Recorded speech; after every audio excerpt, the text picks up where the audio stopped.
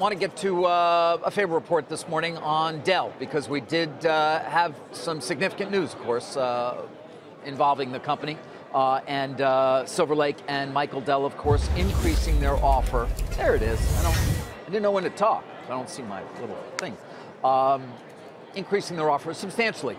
They had, in fact, $5 billion in cash. They go from what had been an offer that contained $9 billion in cash to $14 billion. And they've also increased the ratio and actually introduced a collar of a ratio, which we'll get to in a moment. But some of the headlines here overall. Overall, it's 120. It had been 109. As I said, 109 with $9 billion. Now it's $120 a share is what they're saying the deal's worth to DVMT shareholders, with $14 billion of that consideration, roughly 59% of the total consideration in cash. And importantly, perhaps most importantly, they've got a bunch of funds to sign on. Dodge & Cox, Elliott, a number of others that add up to 17% of the total outstanding. I can also tell you that BlackRock, I am told as well, though not a part of a voting agreement, is in support of the deal. That's almost another 10% of the stock. What does that mean? Well, you start getting the math there, get to 27% of the unaffiliated shares.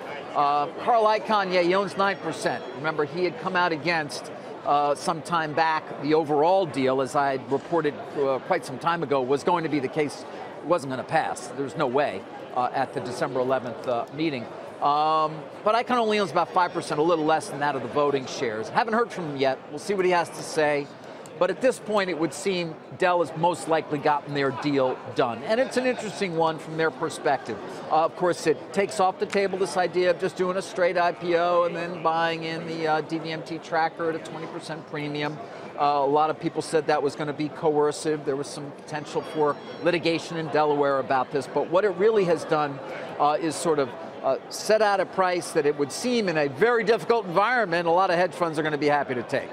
And they've watched, look at that stock move up. I mean, Icahn also has made a lot of money here since he got in, as have many of the hedge funds who've been waiting for potentially a higher price here prior to December 11th. We haven't heard from ISS. You heard me talking about that in former Campbell's earlier. We haven't heard them weigh in, but this certainly would seem with Dodge & Cox and BlackRock there help the recommendation that they may offer here. The exchange ratio mechanism is an interesting one, I would point out. You know, it's not like a typical deal where you have an acquirer and acquiree and you can collar the acquirer's stock. Here you have to have a catch-up mechanism for DVMT itself. And so if you're interested in an ACT type question this morning, you know, maybe your kids are out there taking some of these standardized tests, take a read of this, and then there'll be a quiz later. The exchange ratio adjustment will be a number of shares equal to A, 0.01998 multiplied by B, the lesser of X, 1545, and Y, the amount which may be zero, but for the avoidance of doubt, not less than zero, by which the volume-weighted average trading price of the Class B shares in the 17-day trading period ending the election deadline is less than 120 multiplied by C, the lesser of X, 1, and Y, a fraction of the numerator, which is equal to the aggregate amount of cash consideration elected by Class B shareholders as the election deadline, and the denominator of which is equal to $14 billion. Thanks, Einstein. As I said, there will be a quiz later. What does it mean? I gave up, by the way. You did it. I gave up. Actually, what it really means is DVMT goes down, if it goes down in a period they've identified prior to after the election, you're going to get a larger percentage of Dell.